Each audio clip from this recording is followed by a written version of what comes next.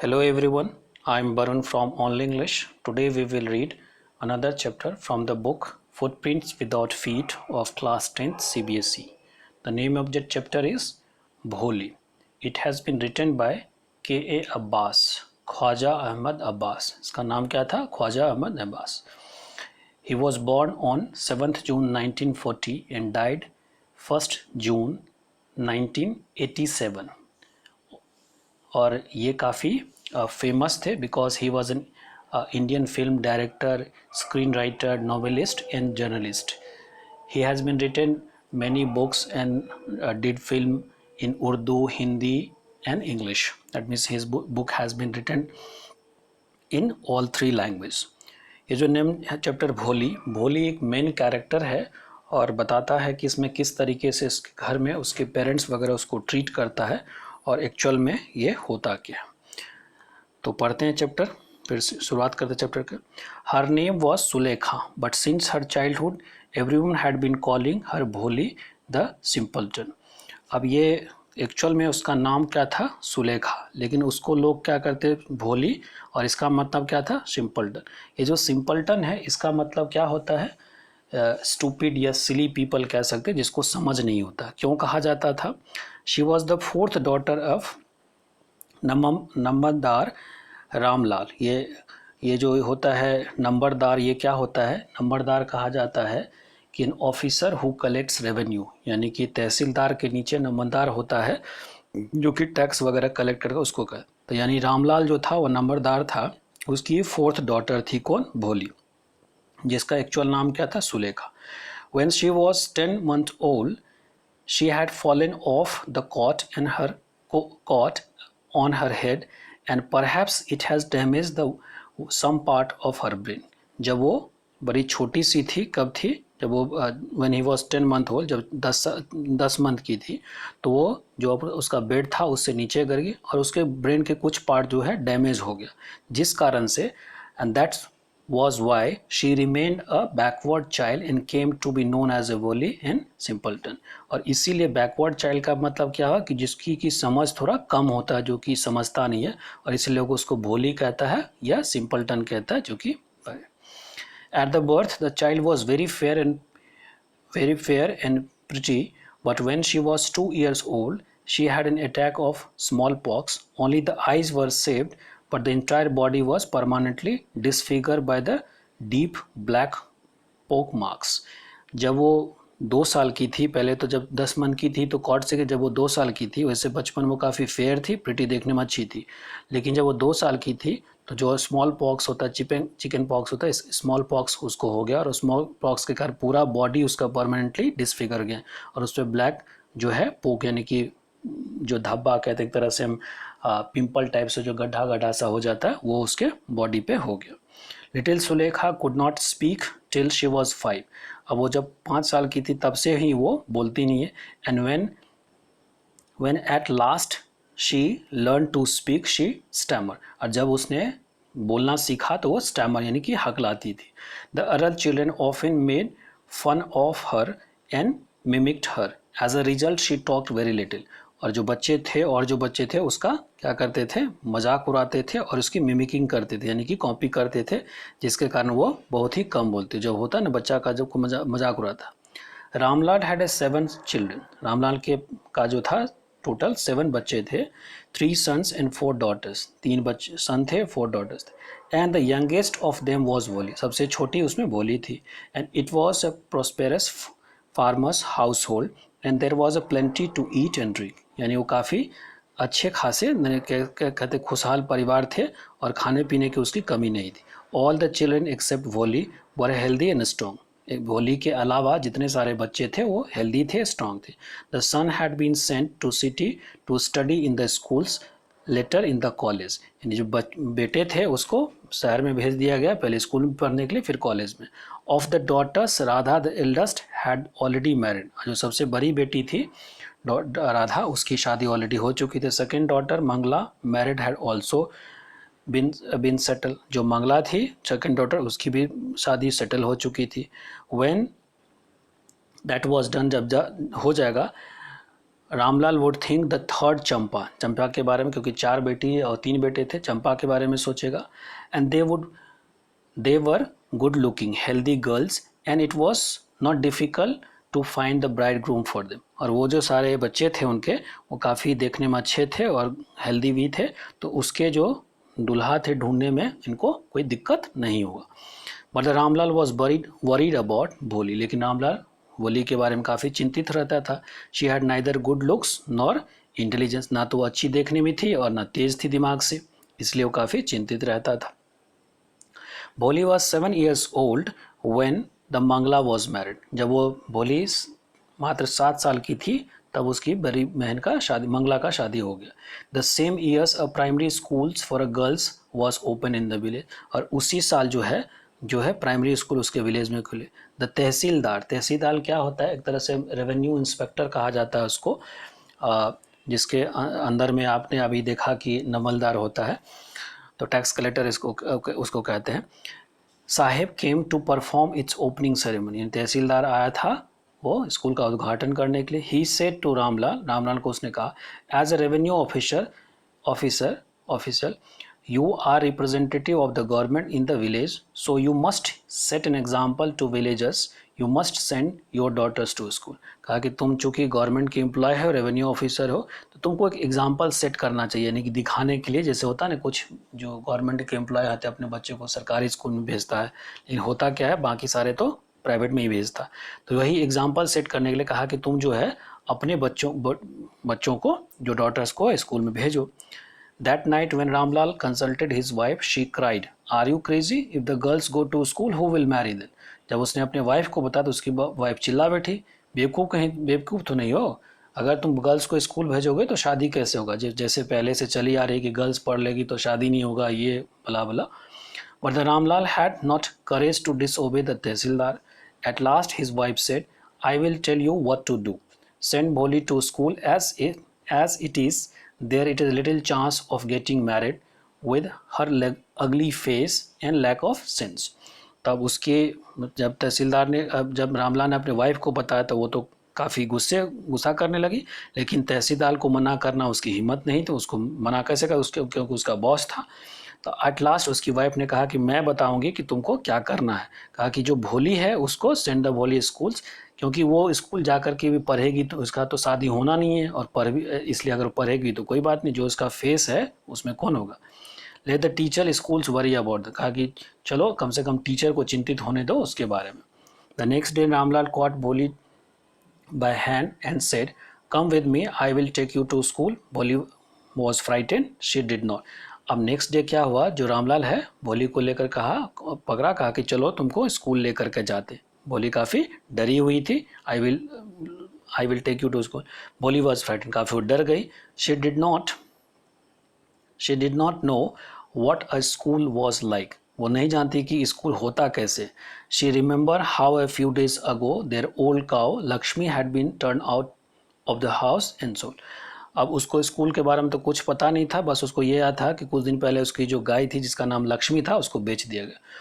And यानी no यानी कि हकलाती थी, यानी बोल नहीं पाती थी, स्टैमर करती थी, इसलिए वो कहीं नहीं करते थे। She shouted in the terror and pull her hand away from her father grip, और उसके जो फादर उसके हाथ पकड़ा हुआ था उससे छुड़ा करके भाग गई। What is the matter with you you fool, shouted Ramlal, का बेवकूफ़ क्या बात है, उस पर चिल्ला करके बोला। I am only taking you to school, मैं तो बस तुमको स्कूल ले जा रहा हूँ।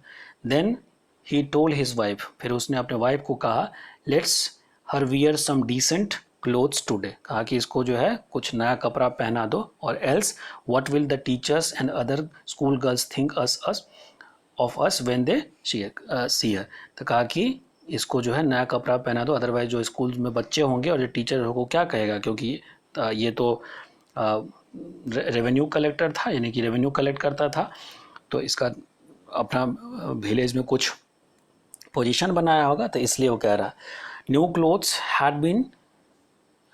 Clothes never had been made for Bholi, the old dresses of her sisters were passed on her, no one cares or meant to wash her clothes, यानी new clothes तो भोली को कभी मिला ही नहीं, जो उसकी सिस्टर वगैरह होती थी उसी का जो पुराना वाला क्लोथ्स होता था वो भोली को दे दिया जाता था, और ना उसको कभी कोई कोई साफ भी नहीं करता था कि वो पहने। बट टुडे, लेकिन आज जो था, जिस दिन स्कूल जा रही थी, but today she was lucky to receive a clean dress which had been shrunk after many washings and no longer lifted Champa, and she was even bathed and oil was rubbed into her dry and matted hair. अब क्या हुआ, आज जो है उसको एक नया कपड़ा दिया गया। कौन सा नया कपड़ा दिया? शी वॉज काफ़ी वो लकी थी कि आज उसको नया कपड़ा दिया गया। कौन सा कपड़ा दिया गया? विच हैड बीन श्रंक, जो कि सुकर चुका था। सुकड़ना होता है ना, कपड़े को साफ करते तो धीरे धीरे वो सिकुड़ने लगता, तो वो सिकुड़ चुका था। वो कपड़ा किसका था? वो जो क्लोथ था वो था चंपा का। काफ़ी वॉशिंग करने के बाद वो काफ़ी सिकुड़ गया और चंपा उसको नहीं पहन पाती, नहीं फिट होता था, इसलिए उसको दिया गया। यानी कि नया क्लोथ नहीं था, चंपा का ही वॉश किया हुआ क्लोथ था। शी वॉज इवन बात है, उसको स्नान किया गया और उसके जो ऑयल थे सर में लगा दिया। मेटेड हेयर का मतलब क्या था? जब आपको आपके बालों में कंघी नहीं डाला जाता है तो ट्विस्ट इनटू द फॉर्म और मेसी जो इंटेंगल जिसको कहते हैं, जैसे कि झारी झारी सा सब पड़ जाता है, उसको कहते हैं matted. Only then did she begin to believe that she was being taken to a place better than her home. तब उसको विश्वास होगा कि उसके घर से कहीं अच्छे जगह पे ले जाया जा रहा है। When they reached school, the children were already in their classroom. Rampal handed over his daughter to the headmistress. जब स्कूल में गया तो ऑलरेडी बच्चे वहाँ पर बैठे हुए थे। रामलाल ने जो मिस्ट्रेस थे, हेड मिस्ट्रेस, उसको अपनी डॉटर को दे दिया। Let alone the poor girls looked about with a let alone, अब उसको छोड़ दो। The poor girls looked about her with the fear laden eyes। अब जो बोली थी उसको अपने हेड मिस्ट्रेस को देखी। अब fear laden मतलब उसके आंखों में डर था। There were several rooms. In each rooms girls like her squatted on the mat। और इस तरह के काफ़ी सारे रूम थे और हर रूम में जो है गर्ल्स वगैरह जो थे, स्क्वाटेड का मतलब होता है इस तरीके से बैठना, सेट ऑन द हील, तो वो बैठे हुए थे। Reading from the book and writing on the slate, यानी कि बुक से रीड कर रहे थे और स्लेट पे लिख रहे थे। हेड मिस्ट्रेस आक Bholi to sit down in the corner and one of the classroom. Headmistress ने कहा वोली को कि क्लास के एक कोने में बैठ जाने के लिए। Bolly did not know what exactly a school was like and what happened there, but she was glad to find so many girls almost of her own age present there. She hoped that one of these girls might become her friend. अब बोली को school क्या होता है उसके बारे में तो पता नहीं था, लेकिन उसने देखा कि बहुत सारे जो गर्ल्स हैं उसके जैसा है और वो आशा कर रही थी, she hoped that one of these girls might become her friend, की उसमें से कोई जो एक गर्ल्स होगी वो उसका दोस्त बन जाएगी।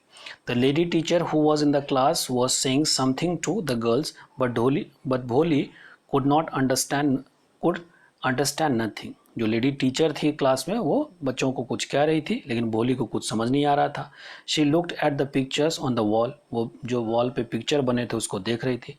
द कलर फैसिनेटेड हर, जो कलर थे वो काफ़ी उसको इंटरेस्ट जगा रहा था, काफ़ी वो उस चीज़ को देख रही थी बड़ा गौर से। The horse was brown just like the horse on which the tahsildar had come to visit their village. जो हॉर्स का कलर था वो ब्राउन था और उसी तरह का जो हॉर्स था उस पर बैठ के तहसीलदार उसके विलेज आया था, उसके लिए उसको काफ़ी इंटरेस्टिंग लग रहा था। द गोट वॉज, अब गोट का पिक्चर बना हुआ था। Goat was black, the goat of their neighbours, जो नेवर में जो गोट थे इस तरह से। The parrot was green like the parrot she had seen in the mango orchard, और जो पैरट का कलर था वो ग्रीन था जो उसने अपने मैंगो के बगीचे में देखा था। And now the cow just like their Lakshmi, और काउ का जो कलर था जैसे उसके लक्ष्मी का कलर था जो बिक गया था उसके तरह था। एंड सडनली वोली notice that her teacher was standing bye her side and smiling at, और अचानक वोली को नजर आया कि उसके टीचर उसके बगल में खड़ी है और उसको देख रही है और हंस रही है उसके teacher. What's your name little one, उससे पूछा बताओ प्यारे बच्चे तुम्हारा नाम क्या है। भा भो भा, she could stammer no further than that, वो स्टैमर करने लगी और उसके बाद कुछ बोले ही नहीं। Then she begin to cry and the tears flowed from her eyes in the helpless flood, अब वो फिर रोने लगे और आंखों से आंसू का धारा निकलने लगा जैसे कि बाढ़ की तरफ, मतलब तरफ काफ़ी रोने लगी वो। She kept her head down and she sat in the corner not daring to look up at the girls who she knew were still laughing at her। अब वो नीचे सर अपना सर नीचे झुका करके रोने लगी और कभी हिम्मत नहीं की कि बाकी सारे गर्ल्स को देखती, चाहे वो बाकी जो गर्ल्स थे उसको देख करके हंस रही थी। When the school bell rang, all the girls scurried out of the classroom. जब घंटी लगा तो जितने सारे गर्ल्स थे वो क्लास से भागे। स्करी का मतलब होता है, स्करीड का मतलब स्पीड से, हरीली मूव करना। बच्चे निकल गए। But the Bholi dare not leave her corner, लेकिन बोली जो थी उसको हिम्मत नहीं रहा था कि उस कॉर्नर से उठ के जाए। हर head stills lowered, she kept observe, यानी उसका सर अभी भी झुका हुआ था और वो सिसक रही थी। भोली, the teacher voice was so soft and soothing, जब उसकी टीचर ने फिर से उसको भोली कहा तो इतना सॉफ्ट और सूदिंग था। सूदिंग का मतलब होता है कोई आपको मतलब प्यार से जब आपको कुछ चीज़ बोलता है तो आपको मतलब शांत करने के लिए, इस तरह से कहते हैं ना कि if you Sood somebody the angry man will be काम। तो यानी कि सूद का मतलब होता है बड़े प्यार से उसको, इतना सूदिंग था, ना टचिंग कह सकते हैं। In all her life she had never been call like that, it touched her heart, यानी पूरी ज़िंदगी जो अभी तक था, यानी उसके घर में इस तरह की भाषा उसके साथ यूज़ किया नहीं गया था, ये चीज़ उसको छू गया। Get up said the teacher, teacher ने कहा उठो। It was not a command, ये ऑर्डर नहीं था टीचर का, just was a friendly suggestion. बोली गॉट अप, फ्रेंडली को मतलब प्रेम से कहा उठो, और फ्रेंडली को ऑर्डर नहीं दे रहा, मैंने जोर से नहीं कह रहा था इसलिए भोली उठ गई। Now tell me your name, कहा कि अपना नाम बता। So it's broke out over her whole body, और पूरे बॉडी से पसीना निकल रहा था। Would her stammering tongues again disgrace है। अब कह रहे, अब नरेटर का स्टेटमेंट है कि क्या फिर से जो उसका स्टेमरिंग टंग था, यानी क्या उसको फिर से डिसग्रेस करेगा, यानी कि निराश करेगा। For the sake of this kind woman, यानी कि उसके टीचर के लिए कह रही है कि टीचर ने इस तरीके से उसको पूछा था, उसके लिए however she decided to make an effort, Bholi ने सोची कि चलो एक बार फिर से एफर्ट लगाते हैं। She had such a soothing voice, मैंने इतना इंटरेस्टिंग वॉइस, इतना शांत वाला वॉइस है उस टीचर का। She would not laugh at her, कि वो उस पर नहीं हंसेगी अगर वो फिर से स्टैमर की तो, ऐसा बोली सोच रही। भा भा भो भो, she begin to stammer, again stammer करने लगी। Well done, well done, teacher जो इनकरेज करते हैं बच्चे को, फिर से इनकरेज किया। The teacher encouraged her, come on, फिर से कहा फिर से ट्राई करो। नाउ द फुल नेम, फिर से उसको कहा कि पूरा नाम बताओ। भा भो बोली, अंत में वो बोली ने अपना नाम बता दी। At last she was able to say it and felt relieved as if it was a great achievement, और फाइनली उसने अपना नाम बताया, और नाम बताने के बाद उसको काफ़ी रिलीव मिला, जैसे कि काफ़ी बड़ा चीज़ उसने अपने लाइफ में कर दिया। Well done, the teacher patted her affectionately and said put the fear out of your heart and you will be able to speak like everyone else. Teacher ने उसको शाबाशी दिया बड़ा प्रेम से, अफेक्शनेटली, एंड कहा कि जो तुम्हारा डर है इसको निकाल फेंको और तुम भी बाकी सारे बच्चों की तरह बोलने लगोगे। Bholi looked up as if to ask really, मैंने भोली ने उसको इस तरीके से देखा कि जैसे सच में ऐसा होगा। Yes yes it will be very easy, तो टीचर कहे हाँ ऐसा ही होगा। You just come to school every day, will you come, कहा कि तुम बस डेली स्कूल आओ, क्या तुम आओगी? भोली नोडेड, अब उसने सर हिला के कहा yes.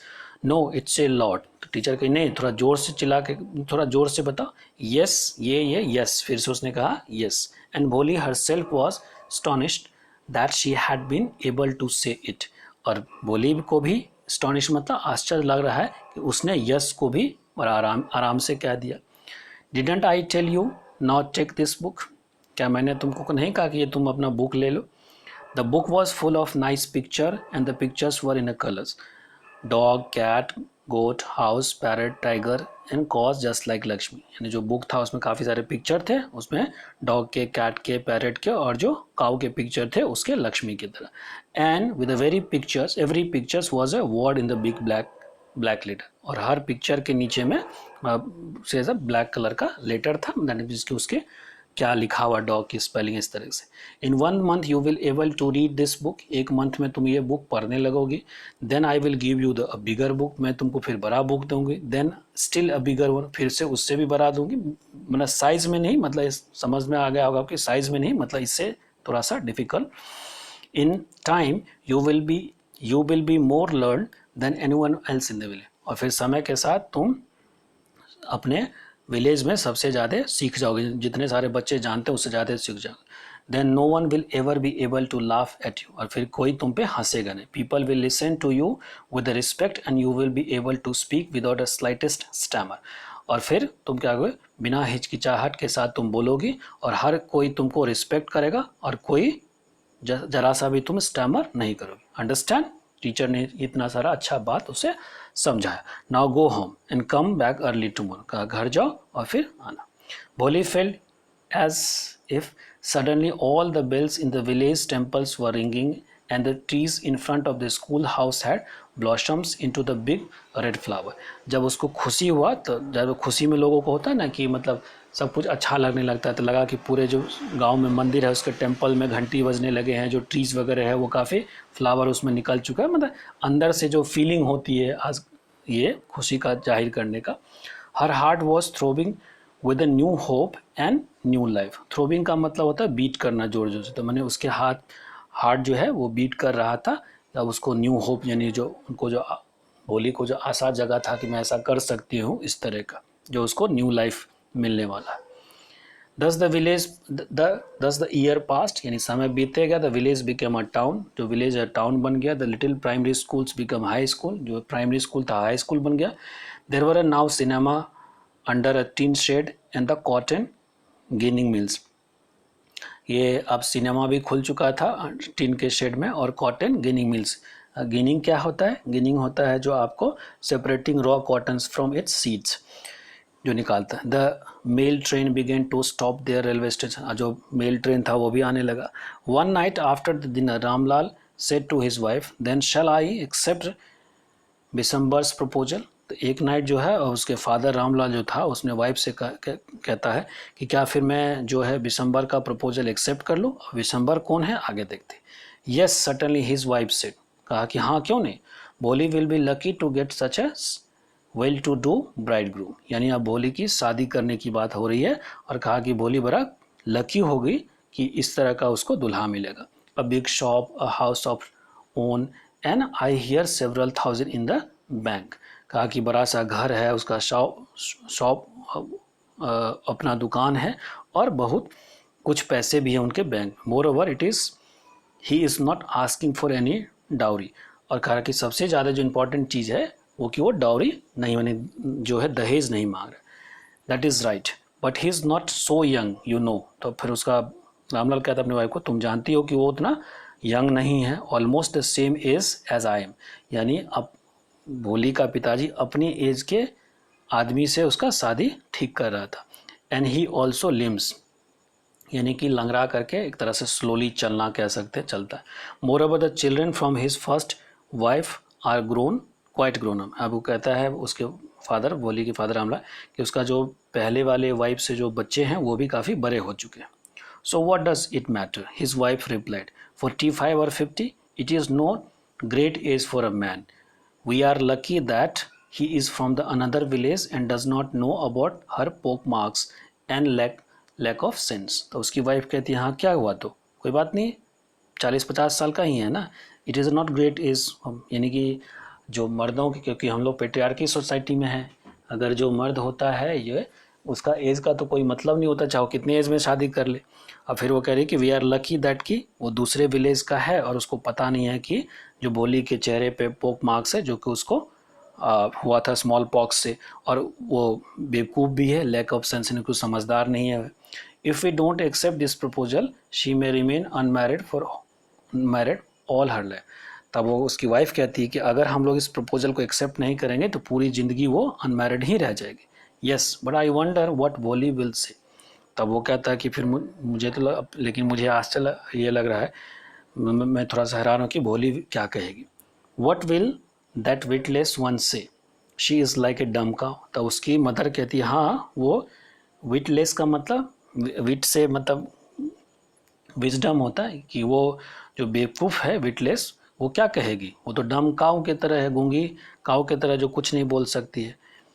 May be you are right muttered Ram ने कहा कि हाँ शायद तुम ठीक बोले. In the other corner of the courtyard, Bholi lay awake on her cot, listening to her parents whisper conversation. और दूसरे कॉर्नर पे जो कोर्टयार्ड में जो कॉट रखा था उस पर बड़ी भोली जगी हुई थी, लेटी हुई थी और सारा कुछ वो सुन रही थी अपने पेरेंट्स का। Vishambar Nath was well do grocer, Vishambar Nath well do यानी कि ग्रोसर्स है, यानी दुकानदार है और अच्छा खासा है। He came with a big party of the friends and relations with him for the wedding, और वेडिंग में वो अपने काफ़ी दोस्तों के साथ बड़ा ही धूमधाम से पहुंचा उसके दरबार पे। A brass band playing a popular tune from the Indian film headed for procession, और बड़े गाने वाजे सब बज रहे थे। With the bridegroom riding the decorated horse, और वो जो डेकोरेटेड हॉर्स थे उस पर चढ़े हुए। Ramlal was over joy to see such pomps and splendour. Pomp का मतलब क्या था? सेरेमनी। रामलाल जो था जब वो देखा दुल्हा को आते हुए तो काफ़ी वो खुश था। ये जो शानदार सा सेरेमनी देख रहा था, स्प्लेंडर का मतलब शानदार और पॉम्प का मतलब ceremony. He had never dream that his fourth daughter would have such a grand wedding. वो कभी सपने में भी नहीं सोच रहा था रामलाल कि उसकी जो बेटी होगी फोर्थ भोली, उसका इस तरह से शादी होगा। Bholi elder sister would have come for the occasion were envious of her love, और जो भोली की एल्डर सिस्टर थी वो सोच रही थी कि काश मेरा भी इसी तरीके से बारात आता। इनवियस का मतलब होता है यू एक्सपेक्ट या you hope something that somebody है, wishing you had what other person has. When the auspicious moment came to the priest said, bring the bride. जब वो सुनहरा अवसर आया, auspicious मतलब सीक्रेट समय आया, भोली clad in the red silken bridal dress, bridal मतलब जो जिस दुल्हन की शादी होने वाली होती है जो ड्रेस पहना रहा था उसको कहते bridal dress, was a late to bride place near the sacred fire, यानी कि वो जो पवित्र अग्नि होता है उसके पास लाया गया दुल्हन को, यानी कि भोली को। Garland the bride, one of the friends prompted Vishambar Nath, यानी कि एक जो दोस्त था उसने कहा कि जो माला जो है वो पहना दो दुल्हन को। जो the bride groom lifted the garland of the yellow marigold, जो ब्राइड यानी दुल्हा था वो उठाया दुल्हन को पहनाने के लिए जो माला था। A women slipped back the silken veil from the bride face, यानी भोली के ब्राइड कौन थी? भोली थी, उसके चेहरे से वुमेन जो थी वो जो व्हील मतलब जो घूंघट होता है वो नीचे गिर गया। विशंबर टुक अ क्विक ग्लांस, अब विशंबर ने जो दुल्हा था उसको देखा अपनी दुल्हन को। The garland remain poised in his, उसके हाथ में वो माला जो है धरे के धरे रह गया, वो पहना नहीं रहा था। क्यों नहीं पहना था? The bride slowly pull down the veil down over her face, जो ब्राइड था वो अपना जो व्हील था यानी कि घूंघट था अपने चेहरे पे खींच लिया। Have you seen her said Bishamber to friends next to him, she has pock marks on her face, तो उसने विशंबर ने दुल्हा ने कहा अपने दोस्त को क्या तुमने देखा उस जो दुल्हन के चेहरे पे है वो पोक मार्क्स है जो कि स्मॉल पॉक्स से हो गया था। So what you are not young either, तो उसका दोस्त कहते हैं हाँ तो ठीक है, तो तुम भी तो जवान नहीं हो। मे बी, अब वो विशंबर कह रहे maybe, but if I am to marry her her father must give me 5,000 rupees, अगर मुझे इससे शादी करना पड़ा तो इसका पिताजी को मुझे कम से कम 5,000 रुपया देना पड़ेगा। Ramlal went and placed his turban with his honours at Vishambar's feet, do not humiliate me, take 2,000 rupees. हम इस रामलाल जो था उसके चरणों में जा कर के गिर गया और कहने लगा कि मुझे लज्जित मत करो, मेरे पास 2,000 है, 2,000 है, यही रुपीज़ आप ले लो, नो 5,000 और we will go back, keep your daughter, कहा कि नहीं 5,000 चाहिए, नहीं तो तुम अपने दुल्हा बेटी को रखो और मैं चला। Be a little considerated please, if you go back I can never show my face in the village, कहा कि अगर तुम चले जाओगे तो मैं अपना शकल नहीं दिखा पाऊंगा पूरे विलेज में। देन आउट विद द 5,000, कहा तो ठीक है अगर मैं शादी करूंगा तो मुझे 5,000 चाहिए। Tear is streaming down from his face. Ramlal went in, opened the safe and counted out the notes and he placed the bundle of bridegroom feet. और फिर वो गया अपने घर और जहाँ से भी निकाल करके काउंट करके 5,000 रुपया ला करके उसके चरणों में डाल दिया। On Bishambar's greedy face appears a triumph smile. अब जो उसका चेहरा था उस पर जो ग्रीडी फेस था यानी कि लालची चेहरा जो था उस पर उसको विक्ट्री नज़र आ रहा था कि हाँ मैंने तो बाजी मार ली। He had gamble and won, उसने एक जुआ खेला, दैट मीन्स कि इस यहाँ आकर के उसके पिताजी को लज्जित करने के लिए गैम्बल खेला और वो जीत गया। Give me garland, he announce, कहा कि चलो अब माला लाओ मैं पहनाता हूँ। Once again the veil was slipped back from the bride face, और फिर से जो है भोली के चेहरे से जो है घूंघट जो है नीचे गिर गया। But this time her eyes were not downcast, लेकिन इस बार उसके जो आंख था वो नीचे नहीं झुका। शी वॉज लुकिंग अप, वो देख रही थी, looking straight to her prospective husband, वो अपने होने वाले हस्बैंड, प्रोस्पेक्टिव मतलब प्रोबेबल मैंने होने वाले हस्बैंड को। And in her eyes was neither anger, उसके चेहरे आंखों में ना तो गुस्सा था nor hate, only the contempt, उसके आंखों में ना गुस्सा था ना हेट था, ओनली कंटेम्प्ट। अब कंटेम्प्ट क्या होता है, यानी जब आप किसी को एक तरह से रिस्पेक्ट नहीं करते, when you don't give a respect, यानी कि उसकी आंखों में उसके अपने हस्बैंड के लिए कोई रिस्पेक्ट नहीं था। Bishambar raise the garland to place it round the bride neck, और फिर उसने ब्राइड के को माला पहनाने के लिए अपना हाथ बढ़ाया। But before he could do so, लेकिन वो ऐसा करता उससे पहले Bholi hand struck out like a streak of a lightning and garland was flung into the fire, यानी कि अब जैसे ही वो माला पहनाने के लिए हाथ आगे किया कि भोली का हाथ जो है झटका दे करके, जैसे कि स्ट्रिक ऑफ द लाइटनिंग, जैसे जो लाइटनिंग होता है, जैसे लाइट की स्पीड से गार्लैंड जो था, वो माला जो था, कहाँ जाकर गिरा, फायर में जाकर गिरा, ने आग में जाकर गिरा। She goat up and through away the wheel, और उठी और अपना घूंघट उतार ली। पिताजी, said Bholi in a clear loud voice, अब चिल्लाकर बोली पिताजी, चिल्लाकर अपने पिता के। And her fathers, mother, sister, brother, relations never were started to hear her speak without even a slightest stammer. उठी और वो माला जब फेंकी और पिताजी जब वो बोली तो जितने सारे उसके रिलेशन वाले थे, फादर, सब चौंकन सरप्राइज हो गए, यानी कि स्टार्लेट का मतलब सरप्राइज हो जाना, कि जो बिना स्टैमर के, बिना हकला करके जब उसने पिताजी बोली, पिताजी take back your money, I am not going to marry this man, कहा कि आप अपना पैसा लीजिए, मैं इस आदमी से शादी नहीं करूँगा। Ramlal was thunderstruck, he the guest began to whisper, so shameless, so ugly and so seamless. अब जो गेस्ट वगैरह थे, रामलाल को तो थंडर से, यानी कि वो सरप्राइज हो गया, अब उसको कुछ समझ नहीं आ रहा था, जैसे सर पे पहाड़ टूटना कह सकते, पहाड़ टूट गया। जो गेस्ट वगैरह थे वो फुसफुसाने लगा, गुनगुनाने लगा कि कितना सेमलेस है, कितना मैंने ये कितना बेवकूफ़ है इस तरीके से जो लोगों के बारे में, सो अगली सो सेमलेस, किसके लिए, भोली के लिए। Bholi, are you crazy, shouted Ram, Ram ने कि तुम पागल हो गई हो। You want to disgrace your family, क्या तुम अपने फैमिली का को डिसग्रेस करना चाहती, मैंने बेइज्जत करना चाहती हो। Have you some regard for इज्जत, कहा कि क्या तुम्हें कोई रिगार्ड है हमारी इज्जत का। For the sake of your इज्जत, अब भोली कहती है कि आपकी इज्जत के कारण ही, said Bholi, I was willing to marry this lame old man, मैं आपके इज्जत के कारण ही इस जो ये लेम जो बूढ़ा सा इंसान है, बेवकूफ़ सा इंसान है, उससे मैं शादी करने के लिए तैयार हुई थी।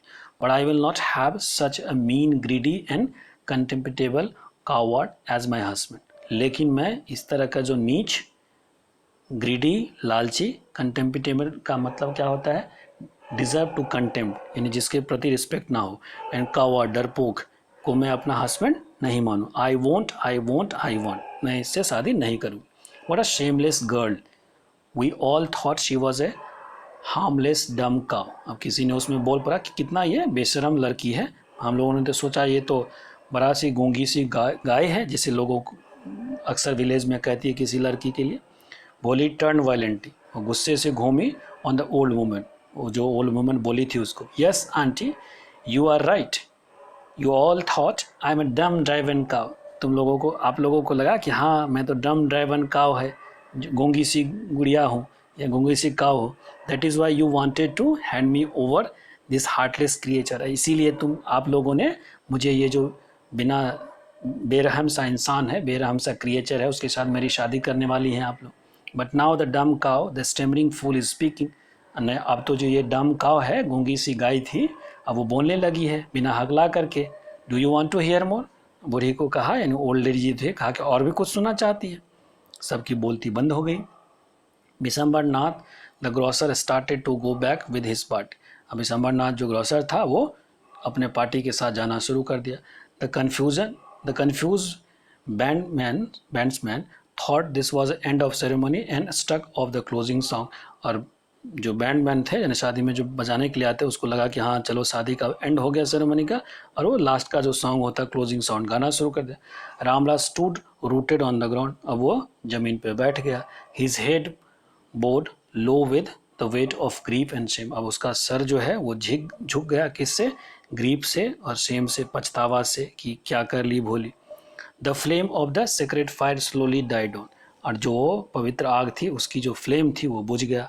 एवरी वन वॉज गॉन, सब चला गया। Ramlal turn to Bholi and said, Ramlal अपने भोली के पास गया और कहा, what but what about you, कहा कि क्या होगा तुम्हारे बारे? No one will ever marry you now, अब तो तुम्हारे साथ कोई शादी करेगा नहीं।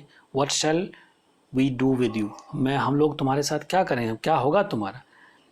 And the Sulekha said in a voice that was calm and स्टी, तब बोली यानी सुलेखा बोली का ही नाम था, कि बड़ा शांत और स्टडी वॉइस में, डोंट यू वरी पिताजी, चिंता करने की बात नहीं है।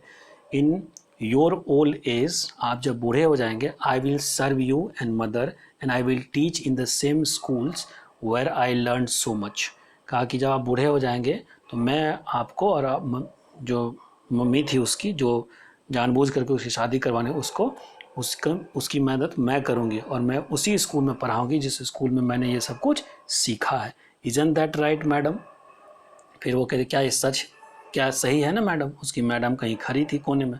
The teacher had all along student the corner, उसकी जो टीचर थी कोने में खड़ी थी। वॉचिंग द ड्रामा, वो ड्रामा को देख रही थी। यस बोली, ऑफ कोर्स, वो रिप्लाई दी, हाँ हाँ सच में, तुम सच कह रही हो। And in her smiling eyes, जो उसकी टीचर हंस रही थी उसके आंखों में, वो जब वो हंस रही थी, eyes was a light of deep satisfaction, और वो उसको काफ़ी सेटिस्फेक्शन था। दैट एन आर्टिस्ट फील, जैसे कि एक आर्टिस्ट फील होता है, when the contemplating the completion of her masterpiece. अब कंप्लीटिंग का मतलब क्या है? Spend time considering the possible future actions, यानी जब कोई डायरेक्टर फिल्म बनाता है तो उसको जो कंटेम्पलेट करता है कि फ्यूचर में हमारा ऐसा कुछ हो जाएगा। तो यानी उसकी टीचर जो थी, smiling her eyes was light in deep satisfaction, उसको काफ़ी सेटिस्फाइड थी देख करके, जैसे आर्टिस्ट को फील होता है कि उसका जो कंप्लीशन था, यानी completing the completion of her masterpiece, यानी कि कैसे उसकी चीज़ें सफल होगी, कितना अच्छा होगा। तो इसके साथ ये चैप्टर ख़त्म होता है। मिलते हैं नेक्स्ट चैप्टर के साथ। Till the time, have a good day to all of you.